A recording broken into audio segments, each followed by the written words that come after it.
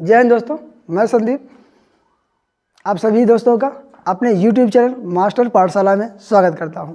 आशा करता हूं कि आप स्वस्थ होंगे और अच्छे होंगे, आपकी पढ़ाई भी ज़रूर रूप से चल रही होगी। आज हम लोग देखने वाले हैं आधुनिक भारत को। आप लोगों ने बहुत जगह पर पढ़ा होगा और बहुत सी किताबों को भी आपने देखा होगा, लेकिन कुछ किताबों का सार हम आपको यहाँ बताने वाले हैं जो कि एक कहानी के रूप में होगा। आशा करते हैं कि आप यदि कहानी को सुन भी लेंगे तो आपके इतिहास के फैक्ट क्लियर हो जाएंगे। बस जो डेट वाइज आते हैं उन्हें तो आपको याद ही रखना होगा, बाकी पूरे के पूरे नाम और पूरे के पूरे कैरेक्टर आपके जहन में एज इट इज बैठ जाएंगे। तो आइए दोस्तों, हम लोग देखते हैं आधुनिक भारत को। आधुनिक भारत में हम बहुत लंबा नहीं खींचेंगे, देखना होगा हमें प्लासी का युद्ध के किसके बारे में देखना है, प्लासी के युद्ध के बारे में। लेकिन दोस्तों हमें ऐसा लगता है इस प्लासी के युद्ध को बताने से पहले ये क्यों हो रहा था, ये यदि हम आपको बता दें तो ज़्यादा बेहतर होगा। तो हम आपको आगे ले चलते हैं। अब आपको पता है कि यहाँ पर है कौन, सिराजुद्दौला, लेकिन इसके पहले जाते हैं हम लोग किसके पास, अली वर्दी खां के पास। अली वर्दी खां के पास। अली वर्दी खां की बात करें तो ये सिर्फ और सिर्फ बंगाल में एक शासक के तौर पर था और यहाँ पर बंगाल का नवाब हुआ करता था सरफराज खां।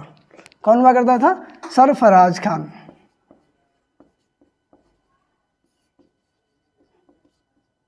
अब ये चाहता था अली वर्दी खां कि सरफराज खान को पराजित कर दिया जाए और स्वयं बंगाल का नवाब बना जाए। ऐसे में अली वर्दी खां और इसका एक भाई हुआ करता था जिसका नाम था हाजी मोहम्मद। हाजी मोहम्मद सरफराज खां और दो लोगों को लेकर के, इसमें एक का नाम है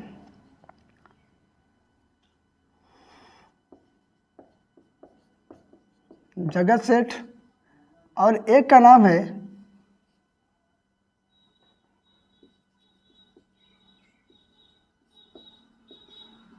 अमीन चंद। ये तीन मिलकर के और अली वर्दी खां की बात करें, इसका मूल नाम हुआ करता था मिर्ज़ा मोहम्मद। अली वर्दी खां का मूल नाम था मिर्ज़ा मोहम्मद हुआ करता था और अपने भाई हाजी मोहम्मद जगत सेठ और अमीन चंद के सहयोग से एक युद्ध करते हैं 1740 ईस्वी में। युद्ध का नाम है, आप याद रखिएगा, गिरिया का युद्ध। इस युद्ध में कौन कौन है, एक तरफ अली वर्दी खां, हाजी मोहम्मद जगत सेठ, अमीन चंद, और एक तरफ है बंगाल का नवाब जिसे बोल रहे हैं सरफराज खान। अब इनके मध्य में युद्ध होता है गिरिया का युद्ध, जो कि 1740 में होता है। यहाँ पर इन तीनों ने मिलकर सरफराज खान को मार दिया जाता था, इसे पराजित कर दिया जाता है। जब इसे पराजित कर दिया जाता है, अब बंगाल का नवाब कौन बन जाता है, अली वर्दी खां बंगाल का नवाब बनता है।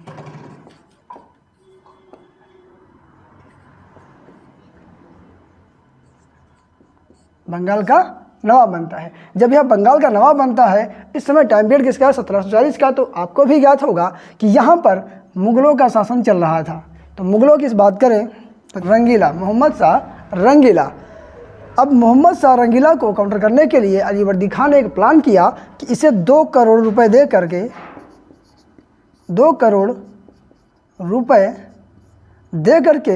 बंगाल की नवाबियत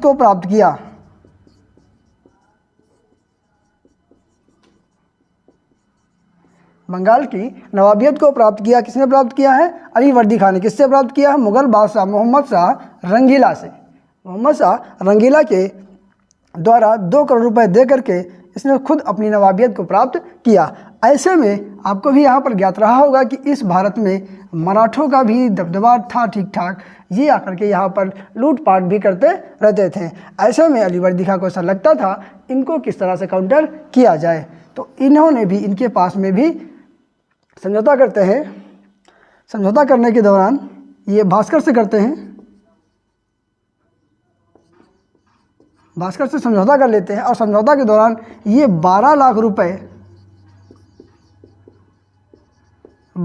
रुपए और उत्तरी सरकार का कुछ भूभाग, मतलब जमीन एरिया देते हैं इन मराठों को और उसके बाद ये मराठा भी अलीवर्दी खां के पक्ष में अर्थात इनसे विद्रोह नहीं करते हैं, अर्थात इनके क्षेत्र में जाकर के लूटपाट नहीं करते हैं। दोस्तों आइए, हमने देख लिया है मोहम्मद शाह रंगीला अर्थात मुग़लों को भी काउंटर किया और उसने मराठों के भी अपने पक्ष में किया।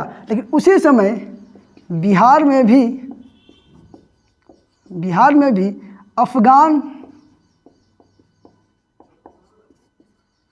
अफगानों का आक्रमण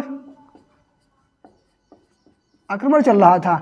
ऐसे में अलीवर्दी खां को ऐसा लगा कि यदि अफगान यहाँ पर आकर के बैठ गए फिर भी हमारे लिए बड़ी समस्या उत्पन्न हो जाएगी। इसलिए अलीवर्दी खां ने यहाँ पर भी युद्ध किया और अफगानों को पराजित कर दिया। पराजित करने के बाद इसी बिहार के पटना में अपने दौहित्र अर्थात नाती को, जिसका नाम है सिराजुद्दौला,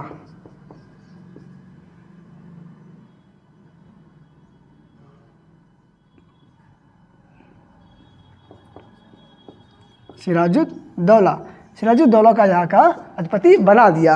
अब दोस्तों हम लोग देख लिए हैं कि प्लासी की युद्ध की जो पृष्ठभूमि है किस तरह से तैयार हुई। अब ये सिराजुद्दौला को यहाँ पर पटना का नवाब बनाया। अर्थात यहाँ की बात करें तो जब सिराजुद्दौला बना रहा था उस समय अलीवर्दी खां ने सिराजुद्दौला से कहा था, एक कथन है, अच्छा भी है और बेहतर भी है, उम्मीद है कि आपको भी पसंद आएगा। तो अलीवर्दी खां ने अनुभव किया हुआ था क्योंकि कर्नाटक के युद्ध भी चल रहे थे अंग्रेजों के विरुद्ध में, और दक्षिण भारत में देखिए ना क्या हो रहा है, सॉरी उत्तर भारत में क्या चल रहा था, दक्षिण भारत में क्या हो रहा था। ऐसे में अलीवर्दी खां ने बता दिया सिराजुद्दौला से, क्या कहा ये अंग्रेज एक मधुमक्खी की छत्ते के समान है। कैसे हैं?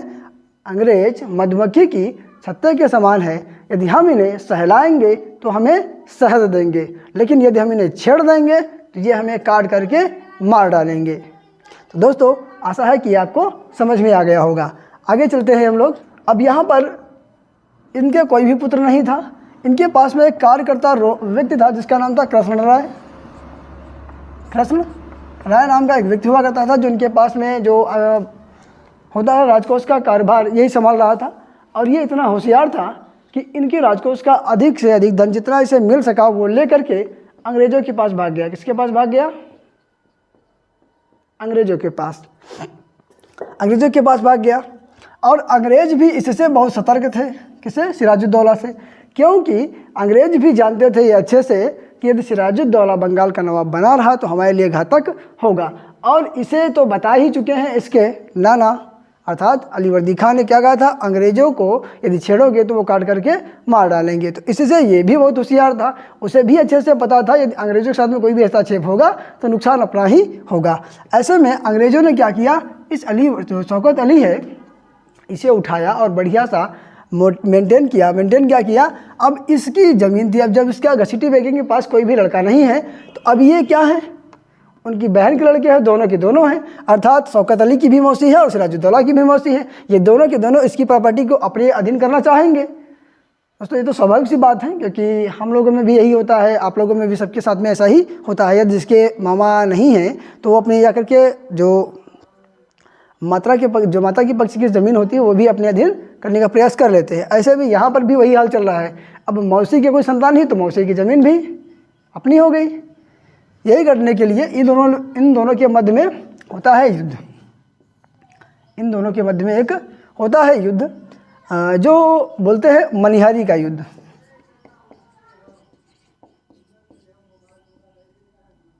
मनिहारी का युद्ध, जिस युद्ध में शौकत अली को मार दिया जाता है और सिराजुद्दौला आगर के बंगाल का नवाब बन जाता है। जब बंगाल का नवाब सिराजुद्दौला बन जाता है और इनकी ज़मीन को पूरी ले लेता है और इनकी भी ज़मीन 56 में मनिहारी का युद्ध हुआ। मनिहारी के युद्ध में शौकत अली को पराजित कर दिया सिराजुद्दौला ने और शौकत अली की मृत्यु हो गई और सिराजुद्दौला आगर के बंगाल का नवाब बन गया,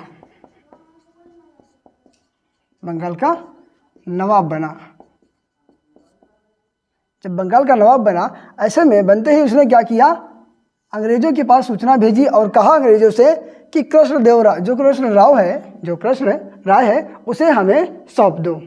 ऐसे में कृष्ण राय भी समझ में उसे आता है और अंग्रेजों को भी अच्छे से ज्ञात है यदि कृष्ण राय को सिराजुद्दौला को दे दिया जाएगा तो उसे वह मार देगा, क्यों मार देगा दोस्तों? आपको भी पता है कि घसीटी बेगम की संपत्ति को लेकर के वो भागा था। ऐसे में अंग्रेज भी इसकी बातों को नहीं सुनेंगे, क्योंकि जाहिर सी बात है यदि ये बंगाल का नवाब बना रहा तो फिर हमारे लिए कष्टदायक हो जाएगा। अंग्रेजों ने इसकी एक एक बात का अवहेलना किया, मतलब कोई भी बात नहीं सुनते थे, ना ही कोई काम इसका करते थे। कृष्णदेव राय को उन्होंने नहीं दिया, ठीक, कृष्णदेव राय को दिया भी, कृष्ण राय को दिया भी नहीं, लेकिन उसके साथ ही साथ अंग्रेजों ने कलकत्ता में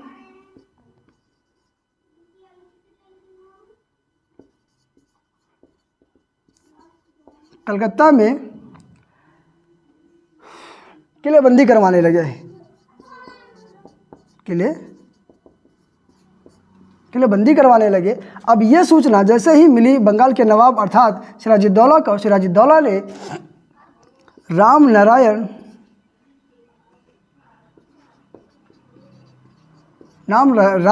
को भेजा अंग्रेज़ों के पास। उनसे कहा कि हमारे क्षेत्र में ये आप क्या कर रहे हो।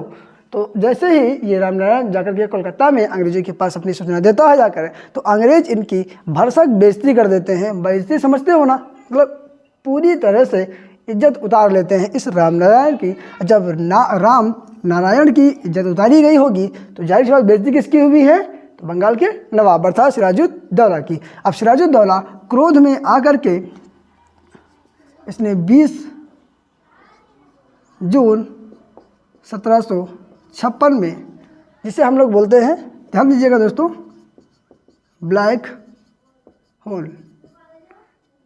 होल की घटना को अंजाम दिया। इन्होंने वाट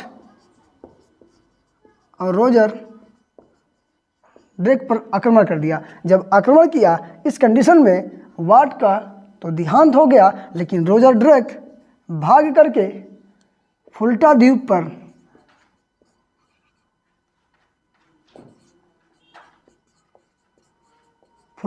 पर शरण ले ली जा करके।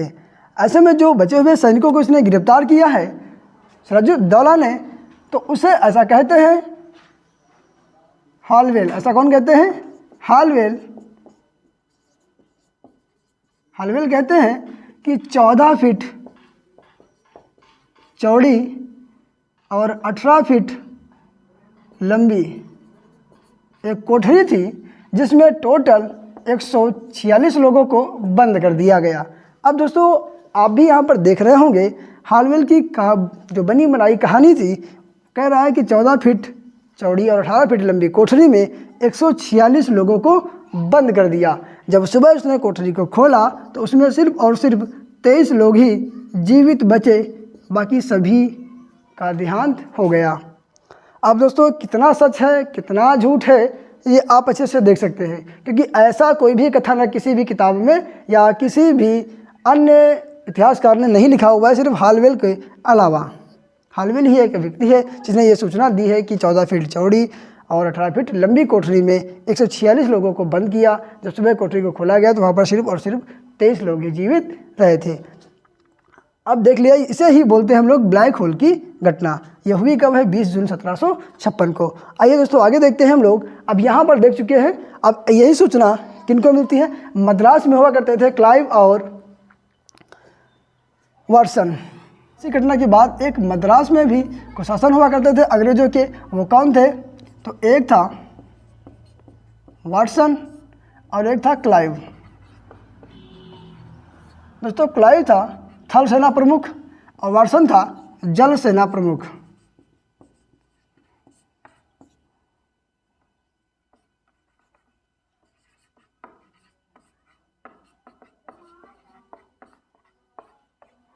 थल सेना प्रमुख और जल सेना प्रमुख। जैसे ही ये सूचना इन दोनों को मिली, इन्होंने सडनली यहाँ पर पलायन किया। जब पलायन किया तो यहाँ पर आप भी देख रहे हैं दोस्तों, यहाँ पर सिराजुद्दौला जब वहाँ पर वाट और रोजर ड्रेक को हरा चुके हैं, तो वहाँ पर एक व्यक्ति है जिसका नाम है मानिक चंद्र। मानिक चंद्र को वहाँ का जो एरिया था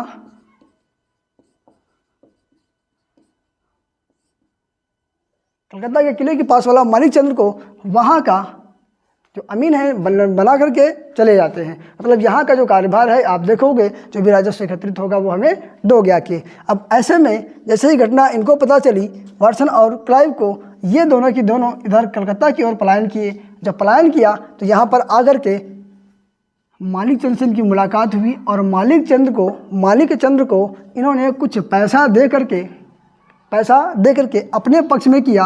अर्थात फिर से उस जो क्षेत्र को सिराजुद्दौला ने जीत करके दिया था मालिक चंद्र को, उसे फिर से वापस पा लिया। किसने?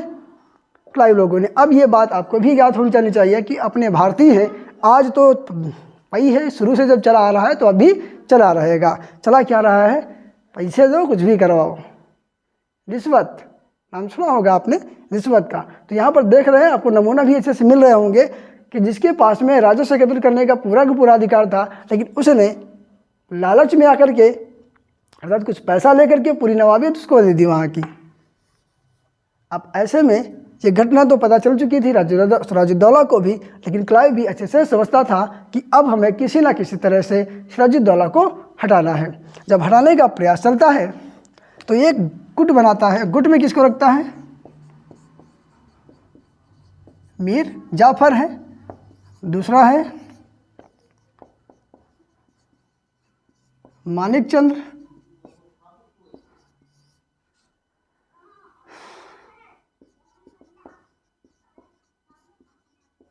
अमीन चंद्र,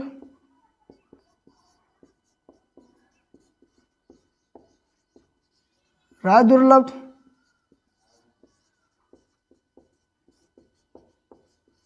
जगह सेठ। दोस्तों यहाँ पर देख रहे होंगे ये सिराजुद्दौला के बहुत खास व्यक्ति हैं जिनको क्लाइव ने अपने पक्ष में किया। अब मीर जाफर से कहा कि यदि आप हमारा साथ दोगे, यदि हमारे पक्ष में रहोगे तो हम इससे सिराजुद्दौला को हटा करके आपको बंगाल का नवाब बना दिया जाएगा। अब इसी तरह से इनको भी सबको बढ़िया अधिकार दिया गया कि आपको एक क्षेत्र दे दिया जाएगा और वहाँ का जो राजस्व होगा आप लोग एकत्रित करोगे। तो सबके सब इतने खुश हो गए थे कि बोलते ना मुकैम्बो खुश हुआ, तो मुकैम्बो खुश हो गया यहाँ पर। लेकिन समस्या आकर के ये बन गई आके, जो अमीन चंद्र था, इस अमीन शब्द का नाम आप देख लेना। अमीन चंद्र, अमीन आप भी जानते हो जो लेखपाल से छोटा पद होता है, जो गाँव या जो छोटे छोटे तालुका होते हैं वहाँ पर जाकर के राजस्व को एकत्रित करता था। आज भी तो शायद तो ख़त्म हो गया, लेकिन राजस्थान या हरियाणा वाले एरिया में अभी भी अमीन चंद्र नाम का, जो अमीन नाम का पोस्ट चलता है। अब जब कभी राजस्व को उठा करके देखोगे यूपी के साइड पर तो अमीन नाम आपको मिल जाएगा, लेखपाल से थोड़ा छोटा होता है। तो दोस्तों अमीन चंद इतना होशियार था, जब इसकी पूरी के पूरी षड्यंत्र को सुन लिया, जब पूरे के पूरे षड्यंत्र को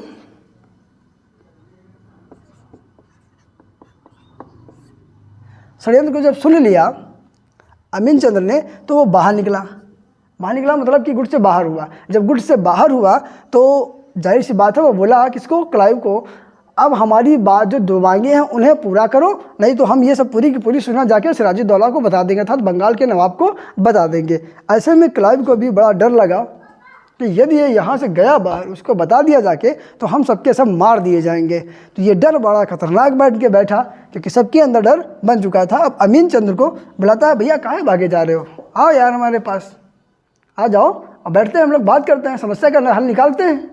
अब अमीन चंद जैसे निकलता है, कहला ठीक है सुनिएगा। तो अमीन चंद और क्लाइव के बीच में थोड़ी सी बात होती है, उसमें ये बात कहता है कि हमें जो बंगाल के नवाब का जो राजस्व आएगा उसका 50% हमें दोगे, 50% हमें हिस्सा दोगे और हमें 50 लाख रुपया भी दोगे। अब जाहिर सी बात है, अब ये देख लो इतने होशियार हैं कि बंगाल के राजस्व का 50% ये लेंगे, तो बाकी क्लाइव है, मिर्जाफर है, मानिक चंद्र है, राजुल्ला बजेगा, सर ये सब क्या करेंगे। तो क्लाइव समझ गया कि साला बिगड़ा हुआ बदमाश है, इसे सुधारना पड़ेगा, लेकिन इस समय तो कुछ कर नहीं सकता। करने के पीछे रीज़न क्या है? सिराजुद्दौला को जाके सूचना देगा तो सबके सब मार दिए जाएंगे। ऐसे में कहानी क्या बनती है, ये कहता है कि ठीक है, क्लाइव कहता है अमीन चंद से, ठीक है तुम्हारी जो भी मांगे हैं हम पूरी करेंगे, जो भी मांगे हैं आपकी हम पूरी करेंगे, लेकिन आप कुछ कहो नहीं, बट हमारे साथ में रहो। तो बोला इससे कैसे मान लें हम, कौन भरोसा है तुम कब बदल जाओ। बोला कैसे मानोगे? बोला हमें लेटर दो। तो बोलते हैं ठीक है हम आपको गवर्नर का पत्र देते हैं, गवर्नर का पत्र देते हैं। अब जब गवर्नर का पत्र मिला तो वो जाहिर सी बात है ये भी खुश होगा। अब ध्यान दीजिएगा दोस्तों, तो पत्र दो तरह के हुआ करते थे। कैसे थे? एक था लाल और एक होता था सफ़ेद। सफ़ेद पत्र सरकारी पत्र था जिसे हम लोग श्वेत पत्र कहते हैं। अब आपको ध्यान आ रहा होगा या ज्ञात हो रहा होगा, जिसे हम श्वेत पत्र बोलते हैं। क्या बोलते हैं दोस्तों?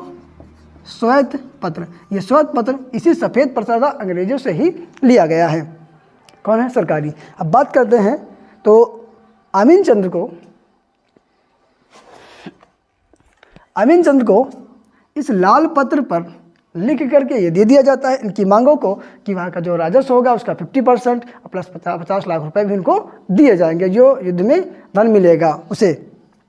अब ये बात दे दी जाती है, लेकिन इस पर एक तो स्वयं क्लाइव हस्ताक्षर कर देता है, लेकिन एक तरफ कौन है? वाटसन। तो दोस्तों ये वाटसन हस्ताक्षर करने से मना कर देता है। अब ये बात आप भी जानते हैं, जब एक गवर्नर हस्ताक्षर ही नहीं करेगा तो वो पत्र तो बेकार हो जाएगा। लेकिन क्लाइव ने क्या करवाया? इनकी जगह पर अपने यहाँ बड़े होशियार लोग होते हैं ना, भारत में जो देखते हैं बड़े अच्छे खासे है जो कॉपी पेस्ट हूबहू छाप देते हैं। आपने भी देखा होगा, जो आपके क्षेत्र में ग्राम प्रधान होता है, ग्राम प्रधान ना होने पर जो निवास है या जो छोटे मोटे कार्य हैं वो उनका कोई असिस्टेंट होता है जो हूबहू ग्राम प्रधान के हस्ताक्षर को कॉपी कर देता है। तो ऐसे ही वाटसन है, इसके हस्ताक्षर को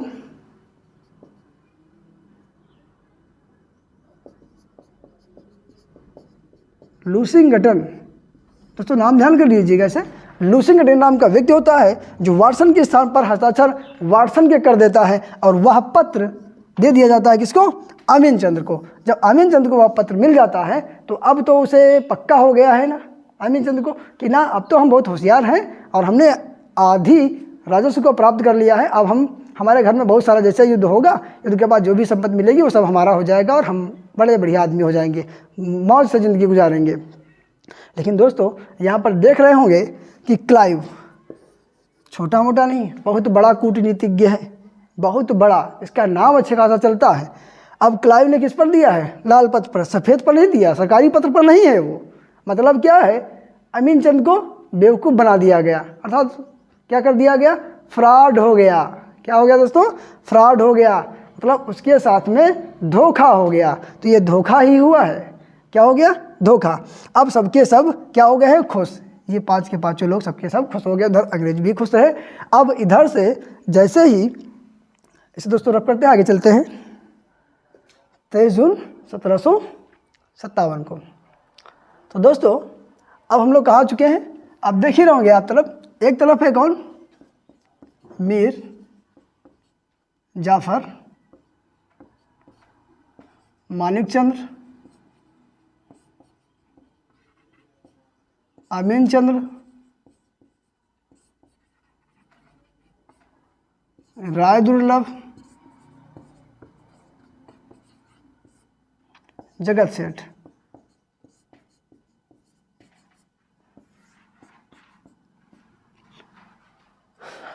ये है कौन? ये सबके सब सिराजुद्दौला के ही लोग हैं, लेकिन किससे बिक चुके हैं? ये क्लाइव से। किससे बिक चुके हैं? क्लाइव से। वास्तव में यदि सिराजुद्दौला की तरफ से कोई लड़ने आया था तो वो दो व्यक्ति थे, जिसका एक का नाम था मीर मदान और एक था मोहनलाल। मोहनलाल, ये दो व्यक्ति थे जो सिराजुद्दौला अर्थात बंगाल के नवाब की ओर से वास्तव में लड़ने के लिए आए थे। ये युद्ध कब हुआ था? 23 जून 1757 को। दोस्तों इसको अच्छे से याद कर लीजिएगा। हुआ किसके बीच में है? क्लाइव और सिराजुद्दौला के मध्य। सिराजुद्दौला की ओर से कौन लड़ने वाले हैं? हैं तो सबके सब, ये सबके सब और ये भी। लेकिन आप लोगों ने भी देखा है किस तरह से गुटबाजी हुई है। ये सबके सब किसके पक्ष में हो गए हैं? क्लाइव के पक्ष में। लेकिन युद्ध तो करेंगे, मैदान में तो जाएंगे, लेकिन किसके पक्ष से जाएंगे? वो क्लाइव के पक्ष से। सिराजुद्दौला को भरोसा क्या है कि ये हमारे पक्ष में है। सिराजुद्दौला को भरोसा है कि ये पाँचों हमारे पक्ष में हैं, लेकिन वास्तव में किसके पक्ष में है? वो क्लाइव के पक्ष में है। सिराजुद्दौला के जो मुख्य युद्धकर्ता थे वो थे मीर मदान और मोहनलाल। ये युद्ध जैसे ही शुरू हुआ तो सडनली इन दोनों को मार दिया जाता है, इन दोनों को मार दिया जाता है। जब मार दिया जाता है या सूचना मिलती है सिराजुद्दौला अर्थात बंगाल के नवाब को, उसे पता चल चुका होता है कि हम युद्ध हार चुके हैं, अर्थात उसे ज्ञात हो जाता है कि आप जो युद्ध लड़ रहे थे उसमें आपकी हार हो गई है। जब हार हो जाती है तो जाहिर सी बात है दोस्तों, जब इसकी हार हुई है अब सिराजुद्दौला को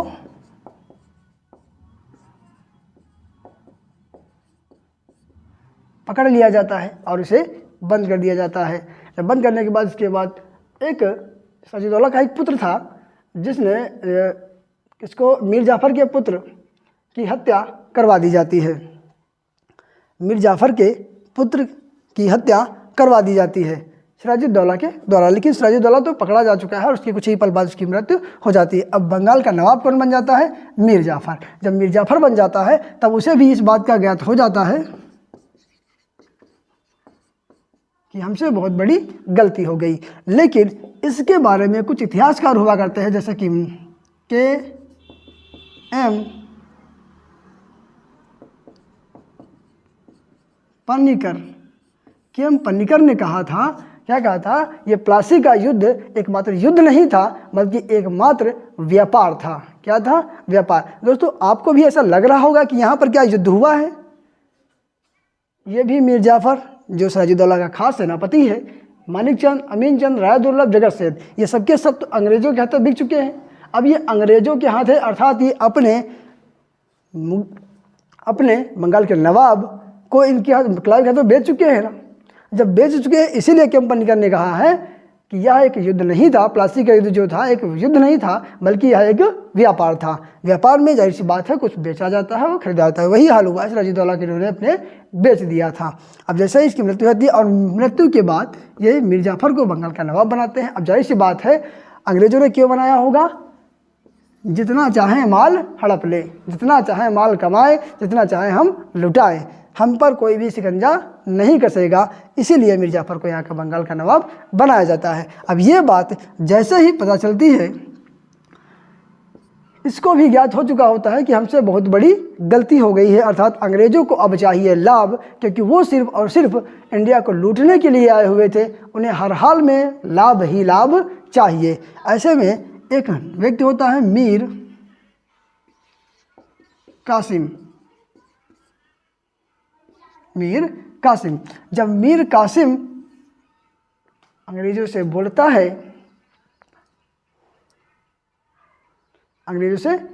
है, कि श्रीमान जी यदि आप हमें बंगाल का नवाब बना देते हैं तो हम आपको कर्नाटक युद्ध में 5 लाख रुपया और सिलहट का जो क्षेत्र है उसका राजस्व दे देंगे, और साथ में हम आपको मिदनापुर, चटगांव और वर्धमान जैसे क्षेत्र जो हैं आपको दे दिए जाएंगे। अब जाहिर सी बात आपको क्या लग रहा होगा? क्या लग रहा हो दोस्तों?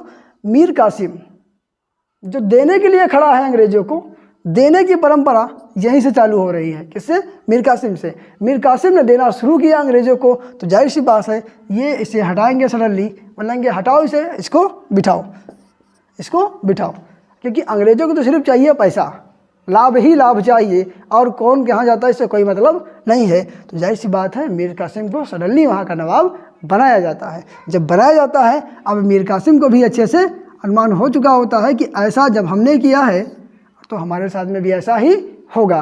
तो दोस्तों आगे की जो कक्षा है हम देखेंगे कल के बारे में, बक्सर के युद्ध के बारे में जो होता है 1764 में।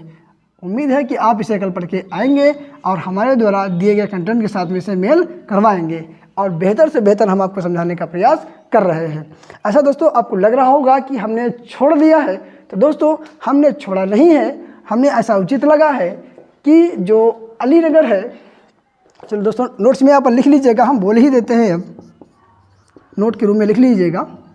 9 फरवरी 1757 को अलीनगर की संधि होती है। संधि किसके मध्य में हुई है? तो आपको याद रखना है, एक तरफ वही क्लाइव है और दूसरी तरफ कौन है? वही मानिकचंद्र है, कौन है? मानिकचंद्र।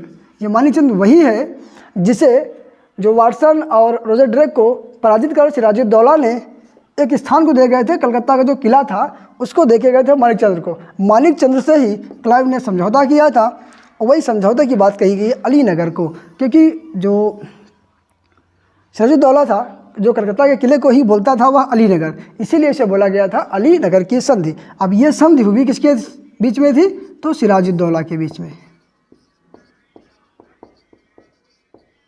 इनको भी नाम आपको अच्छे से याद रखना है। कौन है?